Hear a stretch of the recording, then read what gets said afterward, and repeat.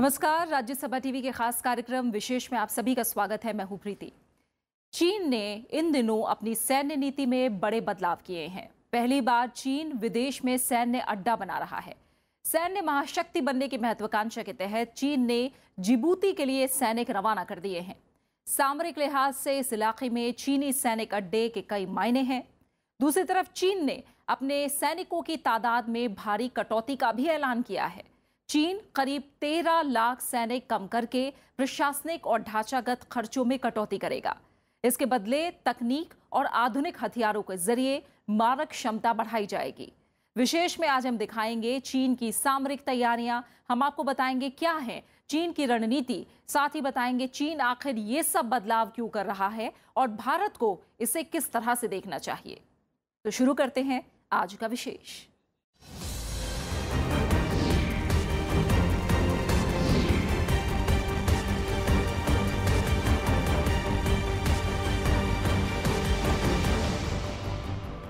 चीन विदेशों में अपना पहला सैन्य ठिकाना बनाने जा रहा है। पूर्वी अफ्रीका के जिबूती में इस सैन्य अड्डे के लिए चीन ने शिप से सैनिक भेज दिए हैं। शुरू में ऐसा बताया जा रहा था कि ये लॉजिस्टिक बेस होगा, लेकिन इसके बाद ये साफ हो गया कि जिबूती में चीन अपना पहला सैनिक अड्डा बना रहा है। चीन के झांजियांग प्रांत से 2 जहाजों में रवाना हुए सैनिक जिबूती जा रहे हैं। ये पहला मौका है चीन विदेश में सैन्य अड्डा बनाने जा रहा है। पोत में कितने सैनिक भेजे गए इसका खुलासा नहीं हुआ, लेकिन नौसेना के अलावा थल सेना के जवानों को भी चीन ने जिबूती के लिए रवाना किया है। हिंद महासागर के रास्ते दोनों जहाज पूर्वी अफ्रीका के जिबूती जाएंगे। चीन ने कहा है कि वो सोमालिया और यमन में मानवीय मदद और शांति अभियानों में लगे नौसैनिकों के लिए लॉजिस्टिक बेस मुहैया करा रहा है। 中国自2008年起派护航编队赴亚丁湾索马里海域开展护航行动。护航编队在执行任务的过程中，官兵休整。 चीन का दावा है कि वो अंतर्राष्ट्रीय प्रतिबद्धताओं को पूरा करने के लिए ये कदम उठा रहा है और संयुक्त राष्ट्र के मानवीय मिशन के तहत ही उसने ये फैसला लिया है। हालांकि अब ये साफ हो गया है कि ये महज लॉजिस्टिक बेस नहीं है, बल्कि चीन का ये पहला विदेशी सैन्य अड्डा बनने वाला है। इसके बाद चीन ने कहा कि जिबूती में उसके अड्डे से इलाके में शांति और स्थिरता बहाल होगी। माना जा रहा है कि इससे आपातकालीन बचाव और मानवीय मदद के अलावा सैन्य साझेदारी और संयुक्त युद्ध अभ्यास को भी चीन अंजाम देने की कोशिश करेगा। 中国军队在吉布提建设保障基地是中吉两国政府经过友好协商做出的决定。基地建成并投入使用，有利于中方。 जिबूती में अमेरिका, जापान, इटली और फ्रांस के सैन्य अड्डे पहले से मौजूद हैं, लेकिन चीन के दखल ने भारत की चिंता बढ़ा दी है। अदन की खाड़ी में स्थित जिबूती में चीन की मौजूदगी के कई मायने निकाले जा रहे हैं। वहीं चीन ने सफाई में कहा है कि जिबूती में सैन्य अड्डे का मतलब ये नहीं निकाला जाना चाहिए कि चीन विस्तारवादी रवैया अपना रहा है। चीन के रक्षा मंत्रालय ने दावा किया है कि 2008 से ही चीन अदन की खाड़ी में मानवीय मदद के लिए पोत भेजता रहा है, लेकिन मदद बढ़ाने के लिए उसको एक ठिकाने की जरूरत थी। यही वजह है कि जिबूती के साथ उसने समझौता किया। लेकिन दुनिया के कई देश चीन की आगे की रणनीति पर नजर टिकाए हुए हैं। कहते हैं जो वो पायरेसी को कन्फ्रंट करने के लिए है, परंतु हमारे लिए चिंता का विषय है, क्योंकि हम ये देखते हैं जो उनका हमेशा ये प्रयास रहा है, चाहे वो दूसरे देशों के साथ मैत्री संबंध बढ़ाकर या ऐसे अड्डे बनाकर भारत को वो एक घेरे में लाने का प्रयास कर रहा है। चीन बीते 1 साल से जिबूती में इस अड्डे के निर्माण कार्य में लगा हुआ था। जिस बड़े पैमाने पर इसे अंजाम दिया जा रहा था, उसको देखते हुए पहले भी कई लोगों ने दावा किया था कि ये चीन का सैन्य अड्डा बनेगा, लेकिन बीजिंग लगातार इसे लॉजिस्टिक अड्डा बताता रहा। मोहम्मद फातेह टीपू के साथ bureau report, Rajya Sabha TV. Africa के छोटे से देश जिबूती पर कई देशों की नजरें हैं। अमेरिका, फ्रांस, इटली और जापान यहां पहले ही अपना सैन्य अड्डा बना चुके हैं, तो वहीं अब चीन भी इस क्लब में शामिल हो गया है। हॉर्न ऑफ अफ्रीका में मौजूद ये देश कई लिहाज से बेहद महत्वपूर्ण है और यही वजह है कि ये तमाम मुल्क जिबूती पर इतना जोर लगा रहे हैं।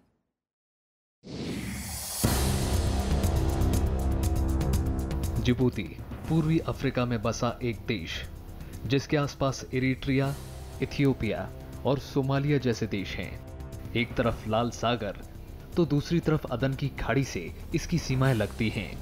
हिंद महासागर के उत्तर पश्चिमी छोर पर स्थित जिबूती दुनिया के लिए रणनीतिक लिहाज से बेहद महत्वपूर्ण है। हॉर्न ऑफ अफ्रीका कहे जाने वाले इस इलाके में कई देश अपनी पकड़ मजबूत बनाने की कोशिश में सालों से लगे हैं। इथियोपिया में अमेरिका ने सैन्य अड्डा बनाया तो इरिट्रिया में जापान ने, सोमालिया में फ्रांस और इटली दोनों ने सैन्य अड्डा बना रखा है। लेकिन इन सबके सैनिक जिबूती में तैनात भी रहते हैं, यानी पूर्वी अफ्रीका में इन तमाम देशों के बीच आगे निकलने की होड़ चल रही है। जिबूती का जो भूगोल है वो बहुत ही अहम है सामरिक दृष्टिकोण से, और जिबूती बहुत ही छोटा देश है और वो बाकी देशों को इस प्रकार के मिलिट्री बेस वो ऑफ़र करते हैं। और चीन के साथ भी देखना है कि किस प्रकार का वो सौदा कर रहे हैं और ये कितने सालों के लिए ये डील है, क्या 10 साल के लिए है, 20 साल के लिए है, 99 साल के लिए है, क्योंकि वहाँ पे अमेरिका और बाकी यूरोपियन पावर्स भी अपना एक प्रकार से प्रयोग करते हैं। रूस ने भी किया है। देखिए, और जो जिनके अड्डे हैं उनका इन्फ्लुएंस वहाँ पर लोकल है, और ये वाला जो है ये पूरे हिंद महासागर में, क्योंकि भारत का इसमें काफ़ी प्रभाव है, तो भारत के प्रभाव को दबाने के लिए वो यहाँ पर और जगह पर भी और जिबूती में भी अपने अड्डे बना रहे हैं।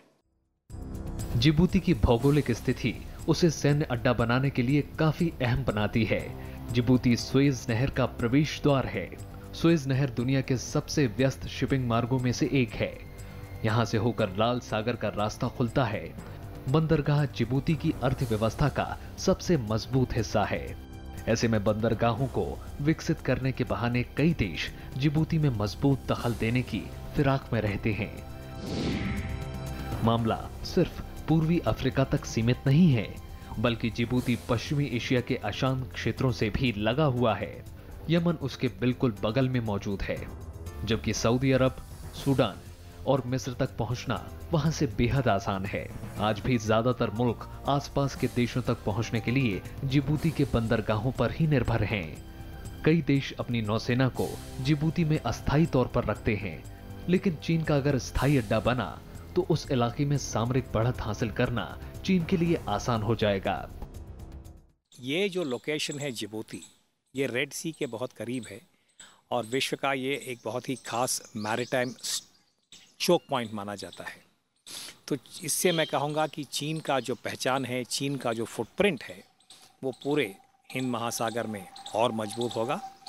और देखना है कि इस क्षमता के साथ या इस प्रकार की जो उन्हें ओपनिंग मिल रहा है कि वो इसको किस प्रकार से प्रयोग करेंगे। इसके अलावा बाकी पड़ोसी देशों के मुकाबले यहाँ के राजनीतिक हालात भी स्थिर हैं। ऐसे में साझा युद्धाभ्यास के लिए जिबूती मददगार साबित होगा। Bureau report, Rajya Sabha TV. बीते कई साल से अफ्रीका पर चीन की निगाहें हैं। 21वीं सदी में अफ्रीकी देशों में चीन ने लगातार निवेश बढ़ाया। इस मामले में चीन के सामने दुनिया का कोई भी देश इस वक्त नहीं टिकता। चीन आगे भी अफ्रीकी देशों के साथ संबंधों को बढ़ाना चाहता है और व्यापारिक रिश्तों के अलावा उसकी नजर रणनीतिक माहौल पर भी है। आइए देखते हैं ये रिपोर्ट।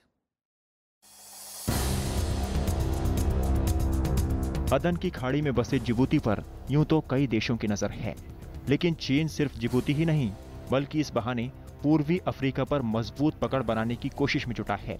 बीते 1.5 दशक से चीन अफ्रीका का सबसे बड़ा निवेशक बना हुआ है। चीन और अफ्रीकी देशों के बीच इस वक्त व्यापार रिकॉर्ड स्तर तक पहुंच चुका है।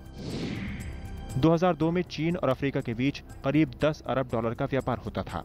2006 में पहली बार यह आंकड़ा 50 अरब डॉलर को पार कर गया, लेकिन 2 साल बाद ही ये दुगना होकर 100 अरब डॉलर के पार पहुंच गया। 2011 में पहली बार 150 अरब डॉलर और 2013 में 200 करोड़ डॉलर पार कर गया। आर्थिक नजरिए से चीन इस वक्त दुनिया की सबसे बढ़ती अर्थव्यवस्थाओं में से एक है। ऐसे में अफ्रीका के संसाधनों का इस्तेमाल करके वो आर्थिक वृद्धि दर को और बढ़ाने की कोशिश में है। केवल आर्थिक साम्राज्य को नहीं, अपना पॉलिटिकल स्ट्रेटेजिक सामरिक तरीके से अपनी शक्ति वो चारों तरफ फैलाना चाहते हैं। और इसीलिए हमने देखा है जो भारत के इर्द गिर्द, चाहे वो बांग्लादेश के साथ हो, नेपाल के साथ हो और देशों के साथ हो, जो हम आजकल देख रहे हैं पिछले 3 हफ्ते से ऊपर जो सिक्किम सेक्टर में जो कॉन्फ्रंटेशन हो रहा है, ये सभी उसी की तरीके से है। चीन इस वक्त पूरी दुनिया में व्यापार के नए ठिकाने विकसित करने में जुटा है। सिल्क रोड परियोजना इस सदी की सबसे बड़ी परियोजना है, जिसके जरिए चीन दुनिया के कई हिस्सों को आपस में जोड़ने की पहल कर चुका है। ऐसे में हिंद महासागर के रास्ते अफ्रीका तक के इलाके पर चीन अपनी पकड़ बनाने की कोशिश में जुटा है। अफ्रीका में सिल्क रोड परियोजना अरब सागर से गुजरती है, लेकिन रणनीतिक रूप से अहम अदन की खाड़ी में फिलहाल चीन इस परियोजना को शुरू नहीं कर रहा। ऐसे में अगर जिबूती में चीन का सैन्य अड्डा बन गया तो हॉर्न ऑफ अफ्रीका के इलाके में चीन को रणनीतिक बढ़त मिल जाएगी। जिस प्रकार से अभी चीन ने अपना पहला ओवरसीज मिलिट्री बेस बनाया है, वो भी हिंद महासागर के एक कोने में, जिसको हॉर्न ऑफ अफ्रीका हम कहते हैं, उससे मैं कहूँगा कि चीन का अभी तक जो एक सामरिक उद्देश्य रहा है कि वो हिंद महासागर में अपने लिए एक सैनिक मिलिट्री बेस को प्राप्त करें, वो सफलता उन्हें मिला है। अफ्रीका पर चीन की नजर इसलिए है क्योंकि चीन इस वक्त उसे सबसे बड़े बाजार के तौर पर देख रहा है। अफ्रीका के कई देशों में वो बुनियादी संरचना विकसित करने की परियोजना में जुटा है। अमेरिका को छोड़ते हुए चीन इस वक्त दुनिया का सबसे बड़ा तेल आयातक देश बन गया है और मध्य पूर्व के बाद चीन को सबसे ज्यादा तेल की आपूर्ति अफ्रीकी देशों से होती है। वैश्विक राजनीति में तेल एक ऐसी चीज बन गई है जिसकी सुरक्षा के लिए दुनिया के कई मुल्कों ने सैन्य अड्डों का सहारा लिया। जिबूती के बहाने चीन अफ्रीका के मुल्कों पर नजर बनाए रखेगा। चीन का जो इस वक्त उद्देश्य है सैनिक क्षेत्र में कि वो अपने आप को जिस प्रकार से विश्व का सबसे नंबर 1 इकोनॉमिक पावर के दिशा में जाना चाहते हैं, उसके साथ साथ वो अपने सैनिक क्षमता को भी बढ़ाना चाहते हैं। शायद वो समझ गए हैं कि टेक्नोलॉजी की वो बहुत अहमियत दे के उसको अपने फ़ौज में प्राप्त करना है, और ये जो निर्णय ले रहे हैं, चाहे वो जिबूती हो या संख्या को कम करना, मुझे लगता है कि ये सब उसी जो राजनीतिक दृढ़ता है उसके कुछ प्रतिबिंब हैं। जिबूती में सैन्य ठिकाने को चीन लॉजिस्टिक अड्डा बताता रहा है और चीन इसे आंकड़ों के जरिए साबित भी कर सकता है। अफ्रीका में तैनात संयुक्त राष्ट्र शांति सेना का 5वां हिस्सा चीनी सैनिकों का है, यानी 40,000 में से 8,000 सैनिक चीनी हैं। इसके अलावा चीन ने संयुक्त राष्ट्र शांति और विकास ट्रस्ट फंड को $1 अरब और अफ्रीकी संघ की सेना को $10 अरब की मदद दी। चीन अब दावा कर रहा है कि वो इसी मदद को आगे बढ़ाने के लिए जिबूती में लॉजिस्टिक बेस बना रहा है। ऐसे में अंतर्राष्ट्रीय जगत की तरफ से सीधे तौर पर चीन की दावेदारी पर उंगली भी नहीं उठ रही। इस वक्त अफ्रीका में करीब 10 लाख चीनी नागरिक रह रहे हैं, जिनमें से ज्यादातर बुनियादी संरचना से जुड़ी परियोजना में जुटे हैं। ऐसे में अफ्रीका में चीन आक्रामक तरीके से व्यापारिक और सामरिक हितों को लागू करना चाहता है। मोहम्मद फातेह टीपू के साथ bureau report, Rajya Sabha TV. Djibouti में चीन के सैन्य अड्डे पर पूरी दुनिया की नजरें हैं, लेकिन भारत खास तौर पर पूरे मामले पर नजरें टिकाए हुए है। हॉर्न ऑफ अफ्रीका पूर्वी अफ्रीका का ऐसा इलाका है जो रणनीतिक लिहाज से काफी अहम है और भारत के लिहाज से सुरक्षा मामलों के लिए भी एक चुनौती है। पहली बार चीन ने विदेशों में सैनिक ठिकाने के लिए जिस इलाके को चुना है वो सामरिक नजरिए से बेहद अहम है। पूर्वी अफ्रीका के मुल्क जिबूती में अब ये ठिकाना जल्द ही चालू हो जाएगा। चीन भले ही मानवीय सहायता जैसे बहाने बना रहा हो, लेकिन दुनिया जानती है कि ये शुद्ध तौर पर सैन्य अड्डा ही है। चीन ने हिंद महासागर के रास्ते जिबूती में पोत भेजा है। ऐसे में भारत को सामरिक तौर पर ज्यादा सचेत रहने की दरकार बढ़ गई है।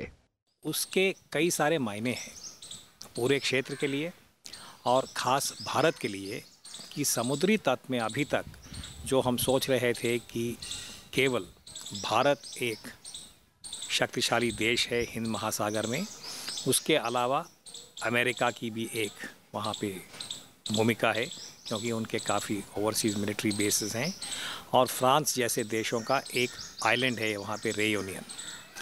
तो अभी इस पहल के साथ चीन भी एक प्रकार से इंडियन ओशन पावर बनने का संकेत है। जिबूती में सैन्य अड्डा बनाने के बाद चीन अब भारत के पश्चिमी इलाके में भी मौजूद रहेगा।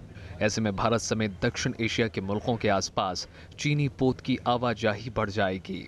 भारत अब तक खुद को हिंद महासागर में सबसे मजबूत पकड़ वाला देश मानता आया है, चाहे समुद्री लुटेरों का मामला हो या फिर नेविगेशन का। भारतीय नौसेना इस मामले में अव्वल मानी जाती रही है। लेकिन बीते 2 महीनों से हिंद महासागर में चीन के दर्जनों जहाज, पनडुब्बी और पोत देखे गए हैं। ऐसे में भारतीय नौसेना को ज्यादा चौकस रहने की जरूरत है। वो तो अब समझता है जो नंबर 2 इकोनॉमी है, और भारत के साथ भी जब उसके ऐसे बातचीत होती है, जो धमकियाँ वो भारत को देता है, तो वो यही कहता है जो आपकी अर्थव्यवस्था है वो हमारे से 5 गुना कम है, तो इसीलिए आप उसी तरीके से बोलिए क्योंकि आप बहुत ही छोटे देश हैं। और अपने को तो ये समझता है जो भारत से बहुत ही ऊपर है, और केवल चीन ही है जो अमेरिका ही है जो इसकी बराबरी कर सकता है। और अभी उसको ये मालूम चल गया है जो केवल भारत ही एक ऐसा देश है एशिया में और पूरे विश्व में जो उसके विरुद्ध खड़ा हो सकता है। हिंद महासागर के रास्ते दुनिया के 80% तेल का व्यापार होता है। व्यापार के मामले में ये दुनिया का तीसरा सबसे व्यस्त इलाका है। इस वक्त हिंद महासागर में वो सारे मुल्क जोर लगा रहे हैं जो खुद को अंतर्राष्ट्रीय स्तर पर बड़ी शक्ति के तौर पर पेश करना चाहते हैं। चीन इस वक्त हिंद महासागर के इर्द गिर्द बसे देशों में बंदरगाह, सड़क और रेलवे जैसी बुनियादी सुविधाओं के विकास का वादा कर उनसे बेहतर संबंध बनाने में जुटा है। चीन का भारतीय हिंद महासागर में पहले से काफ़ी दखल अंदाजी कर रहे हैं, और जो भारत के इर्द गिर्द उन्होंने ऐसा प्रयास किया है जो वहाँ पर उनके अपने नौसेना के अड्डे बने, जैसे श्रीलंका में हम्बनटोटा और पाकिस्तान में ग्वादार और बांग्लादेश और म्यांमार में भी उनकी कोशिश थी जो वहाँ पर भी उनके अड्डे बने। तो उसी के तरीके से ये जिबूती में, अफ्रीका में पहला उनका वहाँ पर नौसेना के लिए अड्डा बना है। भारत को छोड़ दें तो पाकिस्तान, चीन, बांग्लादेश और म्यांमार में चीन इन दिनों आक्रामक तरीके से अपनी मौजूदगी दर्ज करा रहा है। भारत की आपत्तियों के बावजूद पाक अधिकृत कश्मीर से होकर चीन पाकिस्तान आर्थिक गलियारे पर काम जारी है। वन रोड वन बेल्ट परियोजना के तहत भी चीन व्यापारिक रास्तों पर अपना दबदबा कायम रखना चाहता है।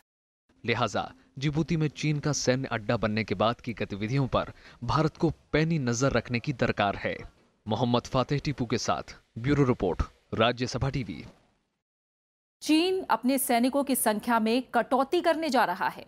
चीन की मंशा अपनी सेना का पुनर्गठन करके सैनिकों की संख्या कम करके नौसेना और मिसाइलों की तादाद बढ़ाने की है। चीन अपनी सैन्य क्षमता में मौलिक बदलाव करने जा रहा है। सब कुछ योजना के मुताबिक हुआ तो चीन की सेना में कई बड़े ढांचागत बदलाव देखने को मिल सकते हैं। चीनी सेना के आधिकारिक समाचार पत्र पीएलए डेली के मुताबिक जनमुक्ति सेना यानी पीएलए सैनिकों की संख्या कम करेगी। इसके बदले नौसेना, मिसाइल बल और दूसरी सेवाओं का विस्तार किया जाएगा। रिपोर्ट में कहा गया है कि यह सुधार चीन के सामरिक लक्ष्यों और सुरक्षा जरूरतों पर आधारित हैं। इससे पहले चीनी राष्ट्रपति शी जिनपिंग पीएलए में 3 लाख सैनिकों तक की कटौती का ऐलान कर चुके हैं।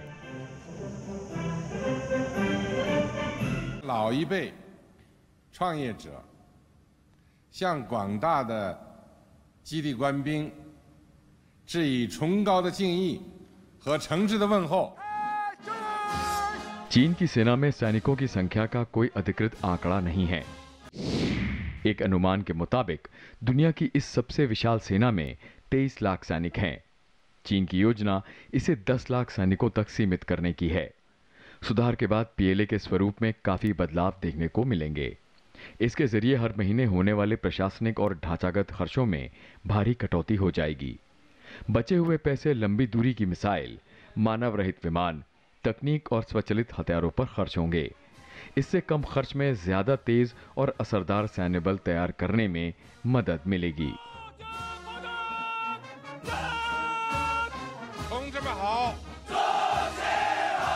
जहां उनका एक वक्त करीब 30 लाख की संख्या थी, 3 मिलियन, धीरे धीरे उन्होंने उसको करीब 25 लाख के आसपास किया था, और अभी वो कह रहे हैं कि इसको 1 मिलियन या 10 लाख के नंबर पे, संख्या पे रखेंगे। तो इसका मतलब यह है कि जो मैन पावर है वो कम होगा काफ़ी भारी तरीके से, और टेक्नोलॉजी को वो ज़्यादा शामिल करेंगे ताकि मैन पावर को कम कर सकें। इसमें मैं कहूँगा भारत के लिए भी कई प्रकार के शायद सबक भी हैं। दरअसल अभी तक पीएलए का सारा ध्यान परंपरागत जमीनी लड़ाई और आंतरिक रक्षा पर केंद्रित था। हाल के बरसों में दुनिया भर में युद्ध करने के तौर तरीकों में भारी बदलाव आए हैं। अमेरिका समेत तमाम देशों का जोर सैन्य बलों में मानवीय इस्तेमाल कम करके तकनीक और अत्याधुनिक हथियारों के जरिए मारक क्षमता बढ़ाने पर है। आमने सामने की सैन्य लड़ाई की जगह अब रिमोट संचालित ड्रोन, मानव रहित विमान, मिसाइल, लंबी दूरी तक उड़ान भरने वाले बमवर्षक विमान, विमान वाहक पोत, पनडुब्बी और विमानों से चलाई जा सकने वाली लेजर गाइडेड मिसाइल और साइबर तकनीक ले रही है। हाँ, वो मेरे विचार से देखते क्या कि ज़्यादा उनकी जो सेना है वो उनके अंदरूनी जो प्रॉब्लम्स है और मुश्किलात हैं उनके साथ डील करने में रखा हुआ है। अब जो इसको वो कमी, क्योंकि देखिए इसमें पूरी इतनी ट्रांसपेरेंसी नहीं होती है, पारदर्शिता नहीं है उनके, जो कितना वो इस्तेमाल करते हैं, कितना पैसा लगता है, कितने उनके लोग हैं, कितने उनके सैनिक हैं, इसके ऊपर इतनी पारदर्शिता नहीं है।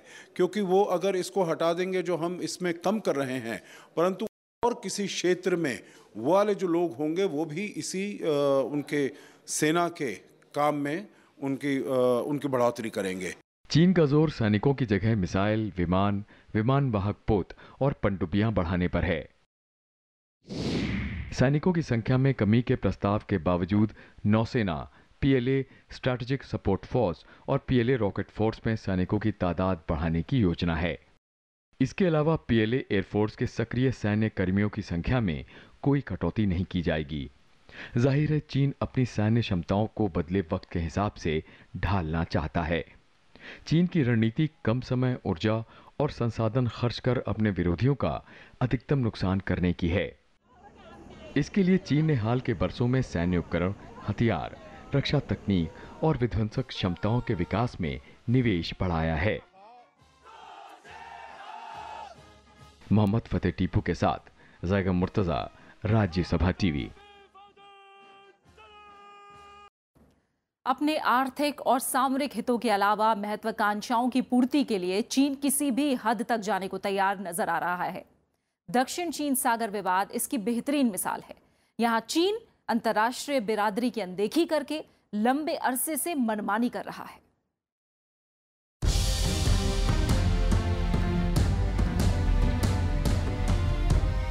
चीन के दक्षिण में प्रशांत महासागर से लगा यह इलाका दक्षिण चीन सागर के नाम से मशहूर है। सिंगापुर से लेकर ताइवान की खाड़ी के बीच फैला करीब 35 लाख वर्ग किलोमीटर का यह समुद्र दुनिया के सबसे बड़े जल क्षेत्रों में से एक है। इस जल क्षेत्र में बहुत से छोटे छोटे द्वीप हैं। इन द्वीपों पर चीन के अलावा ब्रुनेई, मलेशिया, फिलीपींस, ताइवान और वियतनाम भी अपना दावा करते आए हैं। लेकिन चीन ने बाकी सभी देशों के दावों को नकारते हुए इस इलाके पर जबरन कब्जा कर रखा है। अभी जो हमने साउथ चाइना सी में देखा है, वहाँ पे चीन ने अपनी जो भी उनकी जो हित है या जो भी उनका उद्देश्य है, उन्होंने उसको आगे बढ़ा लिया है और किसी प्रकार की सहमति की उन्होंने बात नहीं की है। वियतनाम 7वीं सदी से इसे अपना इलाका बताता है। चीन ने 1947 में पहली बार इस इलाके पर अपनी दावेदारी जताई। 1970 में मलेशिया और फिलीपींस ने स्पार्टी द्वीपों को अपना हिस्सा बताया। 1996 में वियतनाम और ब्रुनेई भी इस विवाद में शामिल हो गए। 2011 में ब्रुनेई, मलेशिया, फिलीपींस और वियतनाम इस विवाद के हल के लिए गाइडलाइन बनाने को राजी हुए, लेकिन बाद में चीन इससे पीछे हट गया। चीन के दावे के खिलाफ फिलीपींस समेत कई देशों ने 2013 में अंतर्राष्ट्रीय पंचायत में मामला दर्ज कराया। जुलाई 2016 में अंतर्राष्ट्रीय न्यायाधिकरण ने फिलीपींस के पक्ष में फैसला सुनाया, लेकिन चीन ने इस फैसले को मानने से इनकार कर दिया। देखिए, चीन के आसपास 17 देशों के साथ उनके बॉर्डर के डिस्प्यूट्स हैं और उनकी बेसिस क्या है कि 12वीं शताब्दी में कोई डायनेस्टी थी चाइना में, वो उसके कंट्रोल में था। 14वीं शताब्दी में ये इसके कंट्रोल में था। साउथ चाइना सी में वो कहते हैं सदियों से कुछ, ये जो चीन का जो ये बर्ताव है, इसके साथ तो दृढ़ता से हमें डील करना पड़ेगा और धैर्य रखना पड़ेगा। दक्षिण चीन सागर कई छोटे छोटे द्वीपों से बना है, जहां शायद ही कोई रहता हो, लेकिन इस क्षेत्र का काफी रणनीतिक महत्व है। यह हिंद महासागर को प्रशांत महासागर से जोड़ता है। दुनिया के करीब आधे मालवाहक जहाज यहां से गुजरते हैं।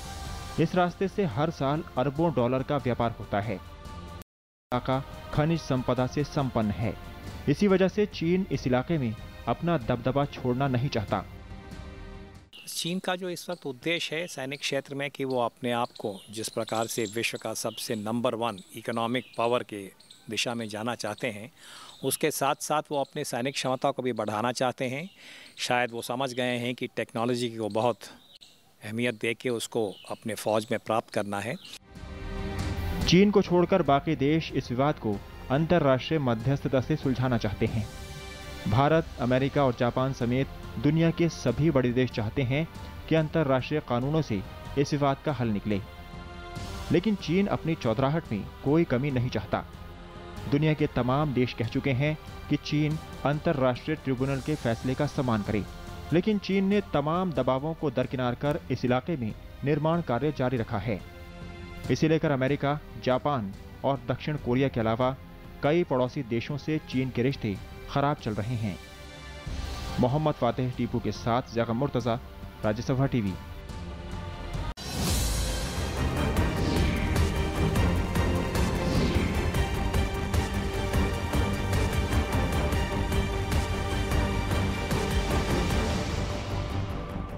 और इसी के साथ आज के विशेष में फिलहाल इतना ही। मुझे दीजिए इजाजत। नमस्कार।